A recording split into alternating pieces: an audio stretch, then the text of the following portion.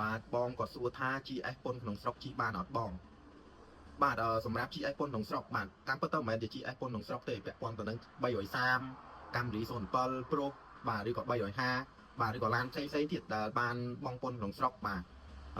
ជាដំបងបាទខាងកយគាត់បានធ្វើការចេញกระดาษពន្ធទៅលើឡាននីមួយៗបាទរួចហើយធ្វើការដាក់ដេញថ្លៃបាទដើម្បីឲ្យបងកណាស់គាត់បានកាត់យកទៅលក់បន្តបាទឬក៏បងផ្ទាល់អីគាត់បានទិញយកទៅប្រើប្រាស់បាទរួចពីបាន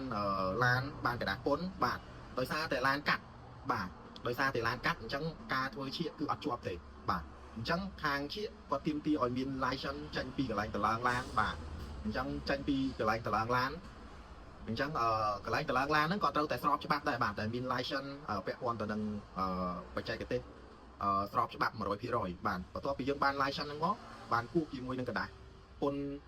នាំចូលហ្នឹងបាទឬក៏ពុនរបស់ឡានហ្នឹងយកទៅដាក់នៅសាធារណការបាទរួចហើយយើងយកឡានទៅឡើងឈៀកបាទបន្ទាប់មកបានចាំស្លាកលេខចាំស្លាកលេខ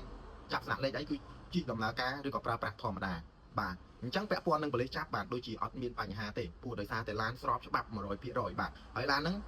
បើសិនជាបងមិនទុកចិត្តទេបងគួរបើសិនជាទិញបងគួរតែកាត់ឈ្មោះឲ្យបាទពាក់ព័ន្ធនឹងឈ្មោះរបស់បងផ្ទាល់ទៅគឺវាស្រួលបាទស្រួលធ្វើការនៅពេលថ្ងៃណាមួយអញ្ចឹងទៅបាទដោយសារតែឡានកាត់យើងត្រូវការទិញឲ្យប្រយ័ត្នបន្តិចបាទពាក់ព័ន្ធទៅនឹងឯកសារផ្សេងឬក៏ត្រូវទាមទារ license បាទដើម្បីកុំឲ្យមានកំហុសនៅពេលឡើងឈៀកថ្ងៃក្រោយបាទអរគុណច្រើនអរគុណមែនតើបាទសម្រាប់បងដែលបានសួរសំណួរវិញហ្នឹងហើយតាមពិតកន្លែងនេះខ្ញុំត្រូវនិយាយច្រើនតែខ្ញុំអត់បាននិយាយពាក់ព័ន្ធទៅនឹងចំណុចដែលបងសួរហ្នឹងបាទឥឡូវនេះខ្ញុំបាននិយាយអស់ហើយបាទអញ្ចឹងបើសិនជាមានកំហុសខុសឆ្គងអីត្រង់ណាសំខាន់តែអភ័យទោសផងអរគុណច្រើនបាទ